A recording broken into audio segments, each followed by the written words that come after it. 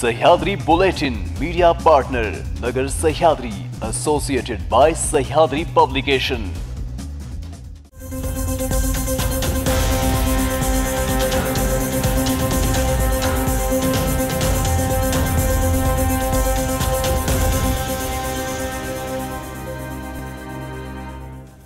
नमस्कार, मी साक्षी न्यूज 24 सह्याद्री मध्ये तुमचं स्वागत। पाहूया राज्यातील महत्त्वपूर्ण बातम्यांचा आढावा सह्याद्री बुलेटिन मध्ये। सुनेत्रा पवारांचा सध्या दणक्याच प्रचार सुरू असल्याचं दिसत आहे। त्यातच सुनेत्रा पवार विविध गावांना भेटी देताना दिसत आहेत। राष्ट्रवादी शरद पवार गटाकडून सुप्रिया सुळे यांना उमेदवारी जाहीर करण्यात आली आहे, तर अजित पवार गटाकडून त्यांच्या पत्नी सुनेत्रा पवार यांना रिंगणात उतरवले आहे। राष्ट्रवादी काँग्रेसने उमेदवारी जाहीर केल्यानंतर सुनेत्रा पवार नामनिर्देशन पत्र विकत घेतलं आहे। 17 एप्रिलला सुनेत्रा पवार निवडणूक अर्ज दाखल करणार आहेत। यावेळी अजित पवारांसह देवेंद्र फडणवीस देखील उपस्थित राहण्याची शक्यता आहे।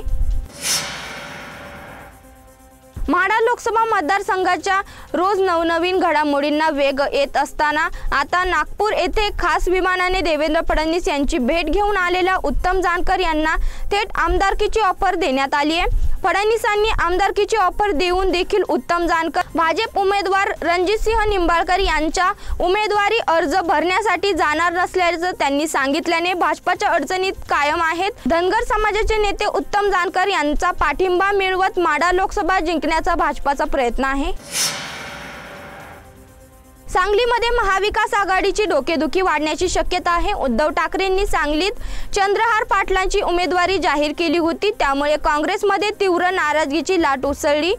त्यातच आता सांगली लोकसभा मतदारसंघातून काँग्रेसचे नेते विशाल पाटलांनी अखेर सांगली मतदारसंघातून अपक्ष उमेदवारी अर्ज दाखल केलाय। त्याचबरोबर काँग्रेस पक्षाकडूनही दुसरा अर्ज दाखल करण्यात आला आहे। त्यामुळे महाविकास आघाडीचा तिढा वाढण्याची शक्यता वर्तवली जात आहे। दरम्यान आज विशाल पाटील सांगलीत मोठं शक्ती प्रदर्शन करणार आहेत। भाजप नेते नारायण राणे रत्नागिरी सिंधुदुर्गच्या जागेवरून चांगलेच आक्रमक झाले आहेत। महायुतीतील नेत्यांच्या रत्नागिरी सिंधुदुर्ग जागेवरून भेटीगाठी झाल्या असल्याचे नारायण राणेंना सांगितले। त्यानंतर त्यांनी आक्रमक होत उत्तर दिले, मी काय करू, त्याला कोणीही एकमेकांना भेटू शकतं, तुम्हीही जाऊन भेटू शकता। रत्नागिरी सिंधुदुर्ग बाबत सगळं झालं आहे, ठरलं आहे। कोण भेटला म्हणून काय होत नाही, भेटला असेल तर त्याला मी जाऊन सांगतो की नमस्कार आमचं ठरलंय, जा, असं नारायण राणे म्हणाले। रत्नागिरी येथे नारायण राणे यांनी पत्रकारांशी संवाद साधला, यावेळी ते बोलत होते। राजकारणात प्रत्येकाचा एक काळ असतो। बारामतीत लोकसभा निवडणूक ही भावकीची नाही, त्यामुळे या निवडणुकीकडे भावनिक होऊन पाहू नका, असे वक्तव्य अजित पवार यांनी केले। ते सोमवारी बारामतीच्या तांबेनगरमध्ये आयोजित करण्यात आलेल्या माजी सैनिकांच्या मेळाव्यात बोलत होते। यावेळी अजित पवार यांनी देशाला पंतप्रधान मोदी यांच्या नेतृत्वाची गरज असल्याचं सांगितलंय। सह्याद्री बुलेटिन मध्ये घेऊ छोटीशी विश्रांती। रोखोक पत्रकारिता, निर्भीड बाणा आणि कणखर भूमिका, महाराष्ट्राचा सखा, सत्याचा पाठीराखा, शब्दांचं सामर्थ्य, विश्वसनीयतेची उंची, न्यूज 24 सह्याद्री। विश्रांतीनंतर तुमचं पुन्हा एकदा स्वागत। पाहूया पुढील बातम्या। लोकसभा निवडणुकीच्या कामासाठी नेमून दिलेल्या विभागात सातत्याने गैरहजर राहणाऱ्या एका कर्मचाऱ्यावर भंडाऱ्यात गुन्हा दाखल करण्यात आला आहे। आशिष राऊत असं गुन्हा दाखल झालेल्या कर्मचाऱ्याचं नाव असून ते जिल्हा परिषदेच्या बांधकाम विभागात वरिष्ठ सहाय्यक म्हणून कार्यरत आहेत। पंतप्रधान नरेंद्र मोदी यांची प्रतिमा स्वच्छ आहे। अनेक महापुरुष झाले पण मोदी महान आहेत। त्यांना अर्थव्यवस्थेची जाण असलेला माणूस आपला पंतप्रधान आहे।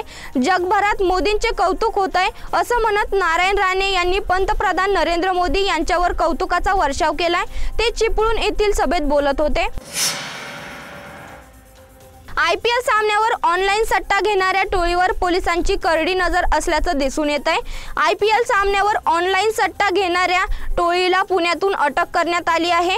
पुणे पोलिसांच्या गुन्हे शाखेने शहरातील चब्रू भागात कारवाई केली आहे। या कारवाईत पोलिसांनी 10 सट्टेबाजांना अटक केली आहे। त्यांच्या ताब्यातून 16 मोबाईल, 2 लॅपटॉप असा सुमारे 2.25 लाख रुपयांचा मुद्देमाल जप्त करण्यात आलाय। पुणेकरांवर पाणी टंचाईचं भीषण संकट आहे, त्यामुळे पुणेकरांवर पाणी जपून वापरण्याची वेळ आली आहे।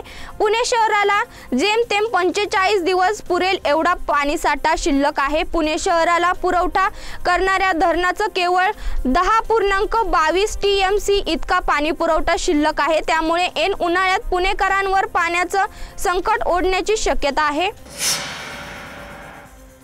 सह्याद्री बुलेटिन मध्ये इथेच थांबतोय। तुम्ही पाहत राहा न्यूज 24 सह्याद्री।